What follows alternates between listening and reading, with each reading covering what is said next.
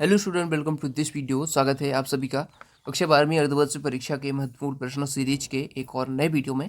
ठीक है, तो इससे पिछले से 3 वीडियोस आपने देख लिए होंगे, उम्मीद है। नहीं देखे हैं तो देख लेना, प्लेलिस्ट में लिंक मिल जाएंगे, तो वहाँ से आप देख लेना। ठीक है, तो मैं आपको ये सभी बता दिए थे जितने टिक लगे हुए, तो ये मैंने पिछले वीडियो से बता दिया। भाषा बोध हमें देखने था। ठीक है, चौथा यूनिट है भाषा बोध।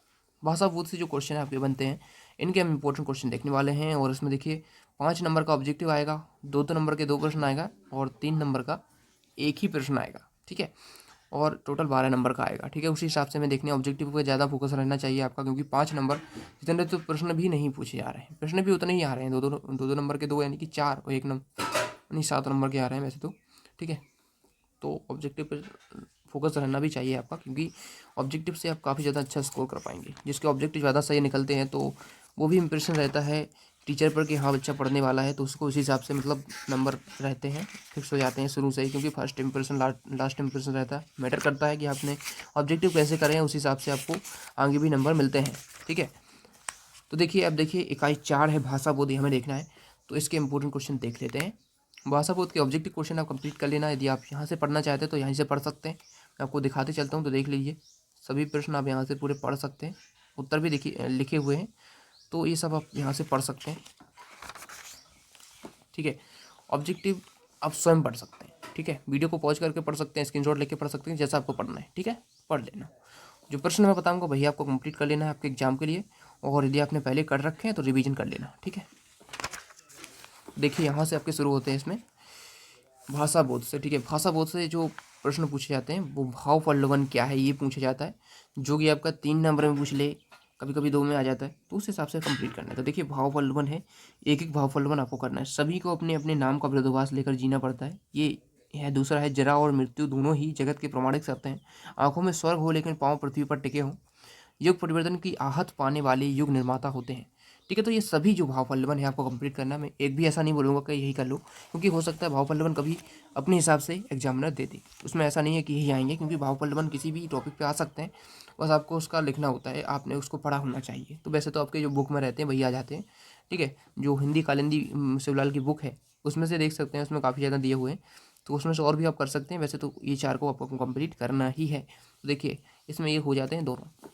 ठीक है, सा आप यहाँ से देख सकते हैं, छात्र स्वयं करें। देखिए यहाँ पर लिखा हुआ ना कि छात्र स्वयं करें, तो इसी प्रकार से खुद करने होते हैं। ठीक है, तो अपने हिसाब से जो भी आपको नॉलेज है उसके हिसाब से आपको लिखना होता है। लेकिन फिर भी आप यदि इंटरनेट पे सर्च करेंगे तो आपको कई सारे मिल जाएंगे, वहाँ से आप पढ़ सकते हैं।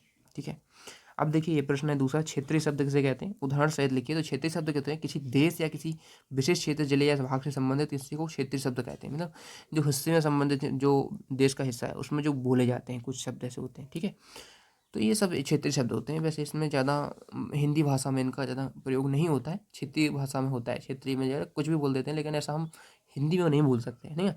तो ना ही लिख सकते हैं, ऐसे ज़्यादा नहीं लिखे जाते हैं, लिखित में नहीं रहते हैं। ठीक है, तो लोग ऐसे बोलते रहते हैं। वो शब्द होते हैं जैसे ढोर है, खचाखच, फटाफट, फराहत, कांच, मुक्का। ठीक है, तो ये सब होते हैं क्षेत्रीय शब्द। तकनीकी शब्द भी होते हैं। ठीक है, तो ये सब आप देख लेना। अब यहाँ पर जो इंपॉर्टेंट क्वेश्चन है, निपात किसे कहते हैं, बहुत ज़्यादा पूछा जाता है। निपात की परिभाषा उदाहरण सहित लिखना है। तो निपात की परिभाषा किसी भी बात पर अतिरिक्त भार देने के लिए जिन शब्दों का प्रयोग किया जाता है। ठीक है, तुम्हें आना ही होगा, तो ही यहाँ पर निपात है। ऐसे ही जो शब्द होते हैं, मत, तक, क्या, हाँ, भी, केवल, जी, नहीं, ना, काश, तो ये सब जिन पर जोर थोड़ा डलता है। ठीक है, बाक का जोर उन पर चला जाता है। तो ये जैसे कि राधा ने मुझसे बात तक नहीं की। ठीक है, तो ये नहीं यहाँ पर क्या हो जाएगा, निपात हो जाएगा। ऐसे ही। ठीक है, अब जैसे कि इसमें निपात छांट के लिखना है, यानी चश्मा तो था लेकिन संगमरमर का नहीं था। तो था, रास्ते में कोई सवारी तो थी नहीं। ठीक है, तो यहाँ पर तो थी, तो था, ये सब हो जाते हैं। को ही, जैसे कि राकेश को ही हमेशा अच्छे अंक मिलते हैं, तो उसी के ऊपर पूरा जोर जा रहा है ना वाक्य का। इस प्रकार से नपात शब्द यहाँ पर होते हैं। ठीक है, वाक्य किसे कहते हैं लिखिए। तो वाक्य किसे कहते हैं इस प्रकार से लिख सकते हैं। ठीक है, शब्दों का समूह वाक्य होता है, सार्थक समूह होता है। रचना के आधार पर वाक्य के प्रकार लिखिए। सरल, संयुक्त, मिश्रित, ये 3 प्रकार होते हैं। मिश्रित वाक्य किसे कहते हैं, ये आपको सभी कंप्लीट करने हैं। ठीक है, संयुक्त वाक्य करनी है, सरल वाक्य करने हैं। ठीक है, अर्थ के आधार पर वाक्य 8 प्रकार के होते हैं, ये आप सभी पढ़ सकते हैं। विधानवाचक होते हैं, निषादवाचक होते हैं, प्रश्नवाचक, विस्मयादिबोधक, आज्ञावाचक, इच्छावाचक, संदेहवाचक और संकेतवाचक। ठीक है, अब जो इंपॉर्टेंट क्वेश्चन यहाँ पर सबसे ज़्यादा बनता है वो जो लोकोक्ति मुहावरे मंत्र बनता है। और मुहावरे किसे कहते हैं लिखिए, उदाहरण भी एक कर लेना इनका। ठीक है, और जो है देखिए सबसे इंपॉर्टेंट क्वेश्चन आपको 3 स्टार्स पर कर लेना, क्योंकि बार बार पूछा जाता है, लोकोक्ति मुहावरे में अंतर स्पष्ट करना है। ठीक है, यहाँ से 4 लिखे हुए हैं तो आप कर लेना, क्योंकि एक तो आपको उदाहरण ही लिखना रहेगा इसका। ठीक है, उसके बाद राष्ट्रभाषा राजभाषा का भी पूछा जाता है, राजभाषा कैसे कहते हैं। ठीक है, तो राजभाषा भी कर लेना, राष्ट्रभाषा भी करना है। ठीक है, क्योंकि इसमें कम ही क्वेश्चन दिए जाते हैं प्रश्न बैंक में। राजभाषा राष्ट्रभाषा में अंतर, ठीक है, 2400 प्रश्न है, तो ये अंतर भी देख लेना यहाँ से और यहाँ से। ठीक है, कंप्यूटर की आवश्यकता, कंप्यूटर शिक्षकों की आवश्यकता है तो ये विज्ञापन बनाइए, तो इस प्रकार से बना सकते हैं।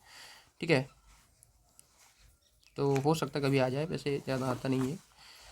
तो इस प्रकार से आपके हो जाते हैं कंप्लीट भाषा बोध भी। अब वेदांत के हम नेक्स्ट पार्ट में देख लेंगे। ठीक है, तो चलिए मिलते हैं नेक्स्ट वीडियो में। इंस्टाग्राम पर फॉलो करना मत भूलिए, लिंक डिस्क्रिप्शन में है, टेलीग्राम को भी फॉलो कर लेना।